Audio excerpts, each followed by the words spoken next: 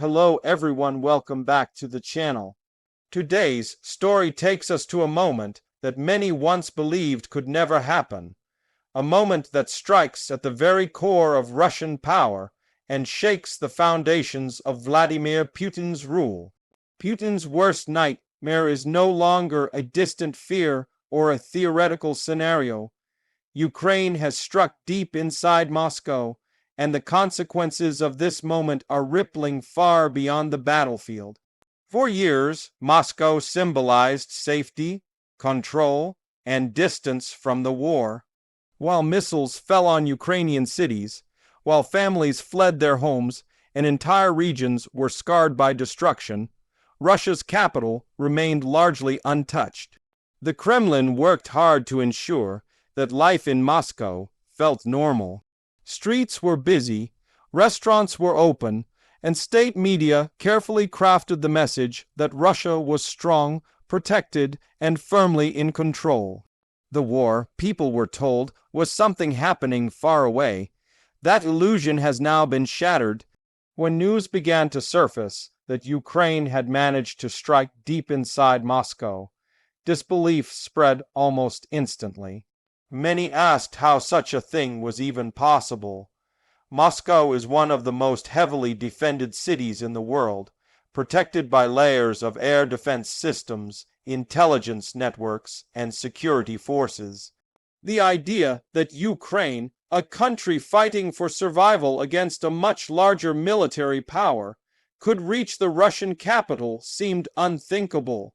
Yet reality has a way of dismantling myths, and this moment dismantled one of the strongest myths of the war. The significance of this strike goes far beyond physical damage.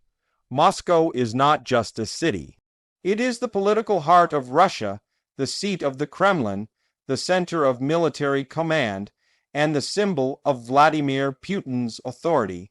Any attack associated with Moscow carries immense symbolic weight. It sends a powerful message to Russian leaders, to the Russian public, and to the international community. The message is simple and deeply unsettling. Even the center of power is vulnerable. For Vladimir Putin, this moment is profoundly personal and political. His leadership has always been built on the image of strength and control. He rose to power promising stability after years of chaos, portraying himself as the man who restored Russia's pride and security. Under his rule, Russians were told the state would be strong, respected, and feared. A Ukrainian strike reaching Moscow directly challenges that promise. It suggests that despite all the power concentrated in the Kremlin, control is not absolute. Inside the Kremlin, this moment likely triggered intense internal shock. Not necessarily visible panic, but quiet chaos behind closed doors. Questions would have been immediate and urgent. How did this happen? Were defenses insufficient? Was intelligence flawed or ignored? Were warnings missed? In tightly controlled systems like Russia's, failure is dangerous. Responsibility is rarely abstract. It becomes personal, and that creates fear, rivalry, and tension among elites. From a military perspective, the strike raises troubling questions about Russia's defensive capabilities. Moscow is protected by some of the most advanced air defense systems Russia possesses. These systems have been showcased repeatedly as evidence of Russia's technological strength. A successful Ukrainian strike suggests vulnerabilities that cannot easily be explained away. Are defenses overstretched after years of war?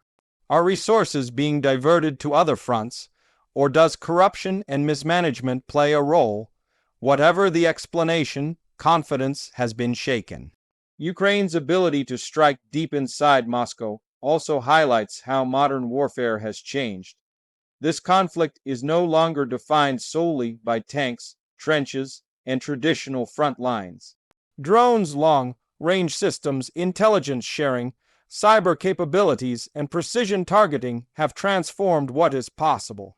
Ukraine has demonstrated remarkable adaptability, using innovation and strategy to compensate for its disadvantages in size and resources. Striking Moscow is not just a tactical move, it is a strategic message. From Ukraine's perspective, this moment is about consequences. Ukrainian leaders have argued from the beginning that as long as Russia's population feels insulated from the war, there is little incentive for change. Ukrainian cities have endured relentless missile attacks. Homes, hospitals, schools, and power infrastructure have been destroyed. Civilians have lived under constant threat. Restraint did not protect them. Bringing the war closer to Moscow forces Russian society to confront the cost of decisions made in its name. The idea of red lines has been central to Russia's rhetoric throughout the war. The Kremlin repeatedly warned that certain actions would provoke devastating responses. Strikes deep inside Russia, especially near Moscow, were often implied to be beyond acceptable limits. Ukraine's action challenges the credibility of those warnings. When red lines are crossed without immediate catastrophic consequences, their power weakens. This has implications not only for this war, but for how deterrence is understood globally. Public reaction inside Russia is complex and deeply unsettling.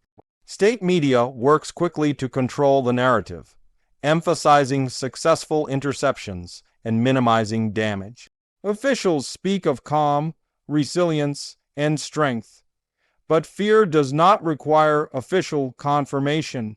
For many Russians, this is the first time the war feels close and personal. Air defense activity, emergency alerts, and heightened security disrupt daily life and challenge assumptions of safety. Fear changes societies in subtle but powerful ways. When people feel secure, they may tolerate propaganda, censorship, and sacrifice. When that sense of security is shaken, questions begin to emerge. Why has the capital been targeted? Why is this war continuing? Who is responsible for bringing danger closer to home? These questions may not lead to immediate protest, but they slowly erode trust and confidence in leadership. Within the Kremlin, pressure is likely intense. Military commanders, intelligence officials, and security agencies may face scrutiny. In systems built on loyalty and fear, mistakes can be fatal to careers and influence.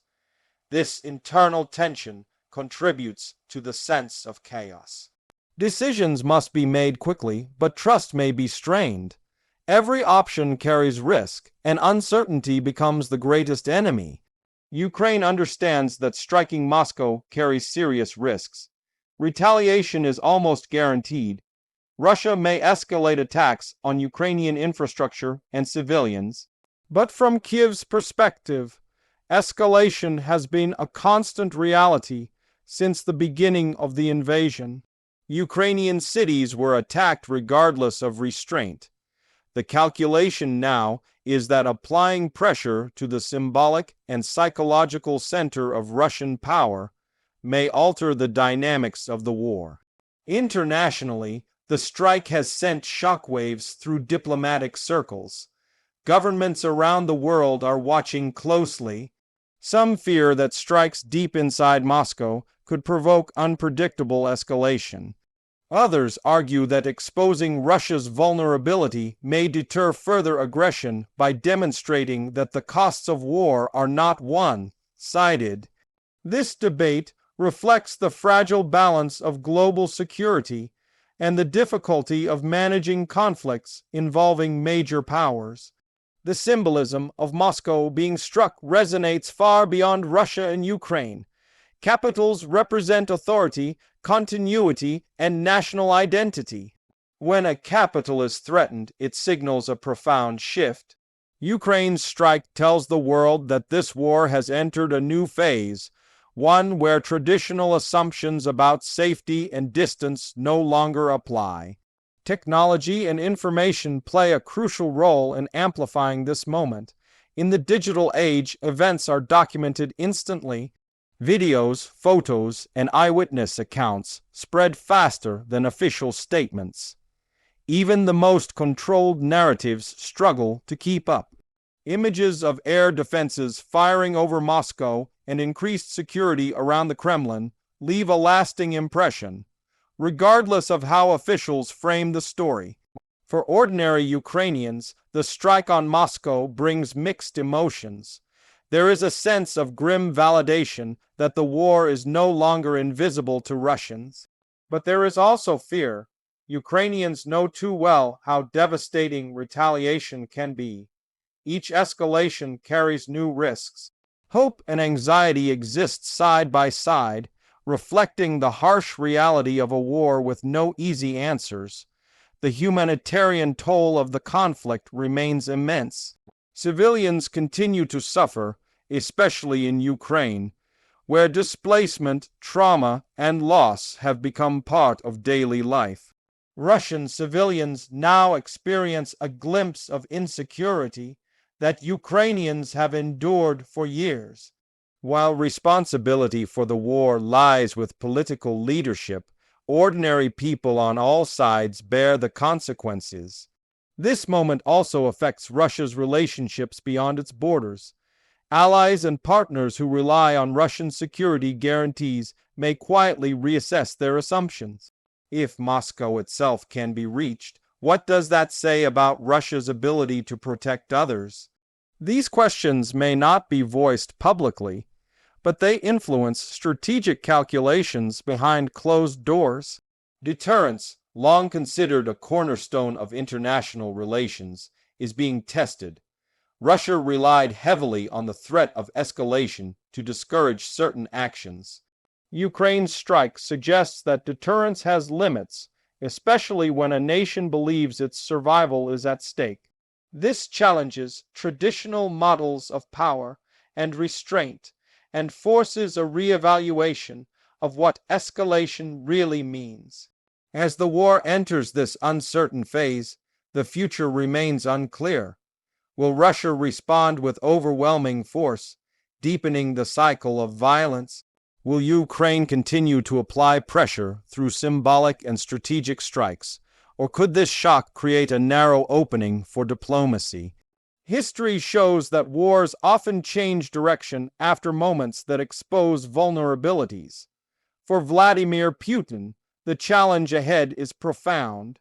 Maintaining authority when fear reaches the capital is far more difficult than projecting strength abroad. Increased censorship, repression, and surveillance may follow. But fear has a way of spreading despite control. Once people realize that power cannot guarantee safety, trust begins to erode. Globally, the idea of Putin's worst night mere becoming reality forces a reevaluation of modern warfare. The belief that powerful nations can keep war far from their own populations is increasingly outdated. Innovation, intelligence, and determination have narrowed the distance between front lines and capitals. Ukraine striking deep inside Moscow does not end the war, but it fundamentally changes how the war is perceived. It exposes vulnerabilities, challenges narratives, and shifts the psychological balance. The untouchable image has been damaged, and with it, the illusion of absolute security. As the world watches closely, one thing is clear. This moment will be studied for years to come. It raises urgent questions about leadership, deterrence, escalation, and the future of the conflict. Whether it leads to deeper chaos or opens a path, however uncertain, toward resolution remains unknown. Thank you for staying with us through this in-depth analysis. If you found this video valuable, make sure to like, share, and subscribe to the channel for more updates and insights as this critical story continues to unfold. Stay informed, stay aware, and we'll see you in the next video.